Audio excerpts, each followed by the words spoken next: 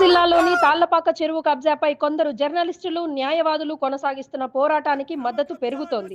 రాజంపేట నియోజకవర్గంలో అన్నమాచార్య యూనివర్సిటీపై తీవ్ర ఆరోపణలు మరొకసారి రాజకీయంగా చర్చనీయాంశమయ్యాయి.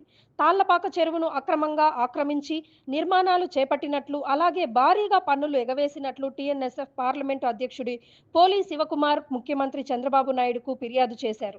గురువారం ఒంటిమిట్ట పర్యటనలో ఉన్న ముఖ్యమంత్రిని కలిసి ఈ అంశాలను వివరించినట్లు ఆయన తెలిపారు. ఫిర్యాదుపై వెంటనే స్పందించిన ముఖ్యమంత్రి మొత్తం వ్యవహారంపై తెలిసిన మేరకు తక్షణ నివేదిక సమర్పించి చర్యలు తీసుకోవాలని జిల్లా కలెక్టర్కు ఆదేశాలు జారీ చేసినట్లు సమాచారం. దీంతో భూ ఆక్రమణలు, చెరువు పరిరక్షణ, పన్నుల ఎగవేత వంటి అంశాలపై పూర్తి స్థాయి విచారణకు మార్గం సుగమమైందని విమర్శకులు అభిప్రాయపడుతున్నారు.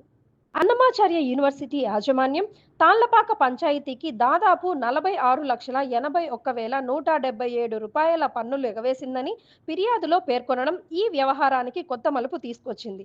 ఇది కేవలం భూ ఆక్రమణ సమస్య మాత్రమే కాకుండా ఆర్థిక అక్రమాల దిశగా కూడా దృష్టి మళ్లించింది. ఇప్పటికే పీఎంఓ స్థాయికి ఫిర్యాదులు ఉండడంతో అధికారులు కాస్త లోతుగా దృష్టి సారిస్తే ఆర్థిక అవకతవకలు మరిన్ని బయటపడే అవకాశాలు ఉన్నాయి. రెవెన్యూ మరియు పంచాయతీరాజ్ అధికారుల ఆలస్యం, నిర్లక్ష్యం వల్లే ఈ స్థాయిలో అక్రమాలు జరిగాయని పోలి శివకుమార్ ముఖ్యమంత్రికి వివరించారు. బాధ్యులపై చర్యలు తీసుకోవాలని డిమాండ్ చేశారు. ఈ సందర్భంగా పోలి శివకుమార్ మాట్లాడుతూ అన్నమాచార్య యూనివర్సిటీ భూ ఆక్రమణలు పూర్తి వివరాలు త్వరలో బయటపడతాయని విశ్వాసం వ్యక్తం చేశారు. చెరువు ఆక్రమణపై జరుగుతున్న పోరాటం ఫలితాలు ఇస్తుందన్నారు. తాళ్లపాక చెరువు కబ్జాపై ఇప్పటికే సాగుతున్న ప్రజా పోరాటం, న్యాయపరమైన చర్యలు ఇప్పుడు మరింత బలపడుతున్నాయి. ప్రభుత్వ స్థాయిలో స్పందన రావడం, సీఎం స్వయంగా కలెక్టర్కు ఆదేశాలు ఇవ్వడం ఈ ఉద్యమానికి కీలక మలుపుగా మారింది.